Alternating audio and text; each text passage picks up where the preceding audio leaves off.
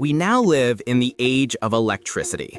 If it cuts off for just 1 hour, we feel like time has gone back 100 years, and the whole world stops. That's because our modern world relies entirely on devices powered by electricity. The mobile phone, the internet, the fridge, the air conditioner, even the coffee machine, all of it runs on electricity. Even though we power all these things with just the press of a button, behind that single press lies a long and complex journey. Hundreds of kilometers of wires, transformers that step the voltage up and others that step it down, spinning turbines, burning fuel, fire and steam, wind and sun. A massive system working day and night all year round, backed by an army of engineers and technicians whose mission is to keep the service running without interruption. Today, we'll take the story from the very beginning, the power plants themselves. We'll dive a bit into history and learn how electricity generation first began. Grab your favorite drink and let's begin.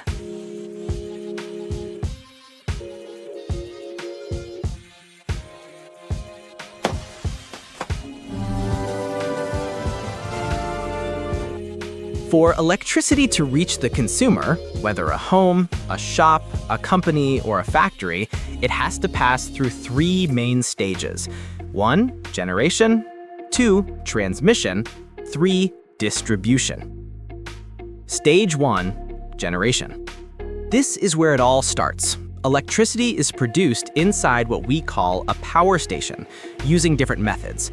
Once it's generated, the voltage is stepped up in special stations, step-up transformers, to very high levels such as 220 kilovolts or 500 kilovolt, depending on the distance it will travel. These are called high voltages. Stage 2, transmission. This is where the high voltage towers we all see come into play. Their job is to carry electricity over long distances, from the power plant to the distribution stations. Because the distance is long, high voltage is used to reduce the losses in the wires. Along the way, the electricity passes through other transformer stations that lower the voltage to intermediate levels like 66, 33, or 11 kilovolt. These are called medium voltages. Stage 3, distribution. Large industries receive electricity at medium voltage.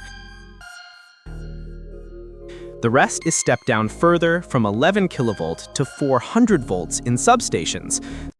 So the electricity is suitable for our household appliances and shops. This stage is called low voltage. And here we'll focus on the very first stage, electricity generation, because it's the beginning, the starting point of the whole electricity journey. Electrical energy doesn't exist in nature on its own, it has to be generated. That's the role of power plants or electricity companies. In simple terms, the process is about converting different forms of energy into electrical energy. Solar energy, thermal energy, kinetic energy, mechanical energy. All of them can be transformed into electricity depending on the method used. But let's rewind a bit to the start of the story. Electricity generation as an idea truly began in 1830 when the English scientist Michael Faraday discovered the basic principle of the electric generator. By moving a wire coil between magnetic poles, he noticed that an electric current was induced in the wire. This was a huge discovery because before that, people knew about electricity, but there was no way to produce it in large quantities. It was only produced through chemical reactions or battery cells, and its uses were very limited, like powering the telegraph. From that moment on, the world began to think about generating electricity continuously and reliably. In the second half of the 19th century, people wondered, why should every facility have its own generator? Why not build a central station that could supply electricity to many users from one place? And that's where the idea of central power plants was born. In 1882, the first real experiment was carried out in New York at the Pearl Street Station. They connected an electrical generator, a dynamo, to a steam engine and successfully produced 100 kilowatts of direct current, DC. That electricity was enough to light up the streets around the station. The experiment worked, and the idea spread quickly. Many cities began switching their street lighting from gas to electricity. Soon after, electricity reached public buildings, shops, and even transport like trams and trains. But there was one small problem. Direct current, or DC, wasn't easy to transmit over long distances. That's when the big breakthrough came, using alternating current, or AC, to transmit electricity across far distances. This made the idea spread even faster, and central power stations became an essential part of modern cities. This breakthrough didn't just make electricity more accessible, it marked the start of the second industrial revolution, opening the door to countless inventions that all depended on electricity. By the 1880s, electricity was the talk of the world. This was after the invention of the incandescent light bulb, known as the tungsten lamp, credited to Thomas Edison and Joseph Swan. With light inside homes for the first time, people began to realize electricity wasn't a luxury, it was a necessity. By the end of the 19th century, huge leaps in electrical technology were made. Many inventions began to rely on it directly. Homes needed electricity, factories too, and shops as well.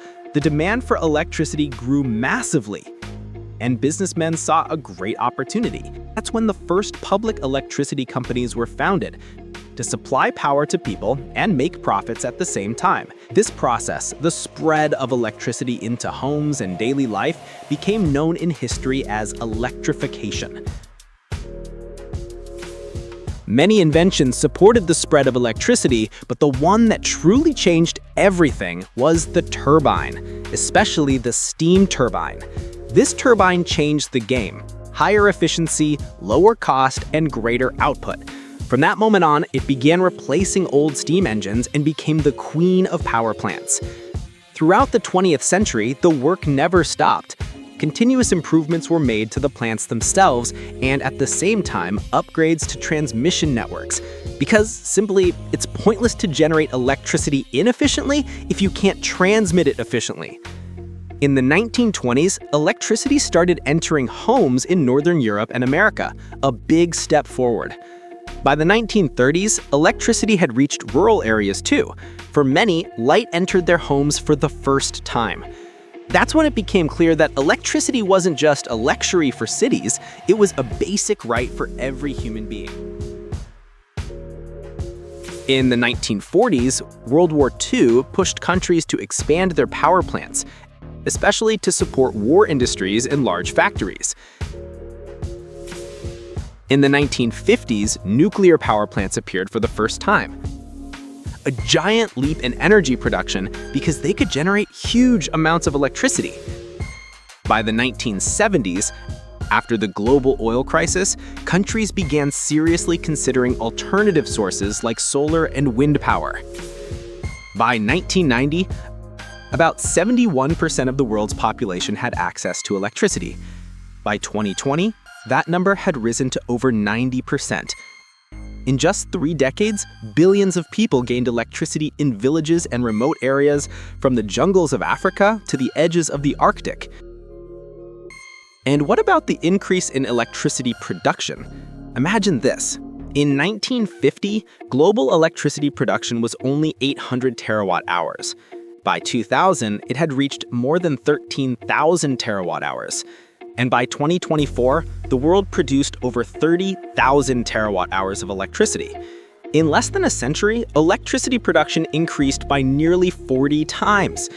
This tells us that demand for energy grows enormously every single year, which isn't surprising, considering the world population grew from about 2.5 billion in the 1950s to over 8 billion today. And every single one of them needs electricity, from a single light bulb in a rural home to an electric car charger in a smart city.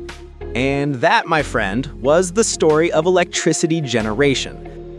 From the Pearl Street Station in New York producing just 100 kilowatts to today's massive plants producing thousands, even millions of kilowatts, powering entire countries from a single source. A journey that began with a small wire and grew into giant networks stretching across continents. And the journey is still going. Stay with us in the upcoming episodes as we dive deeper into the different types of power plants, how each one works, their pros and cons, and which of them might be the true hero of the future in the world of energy.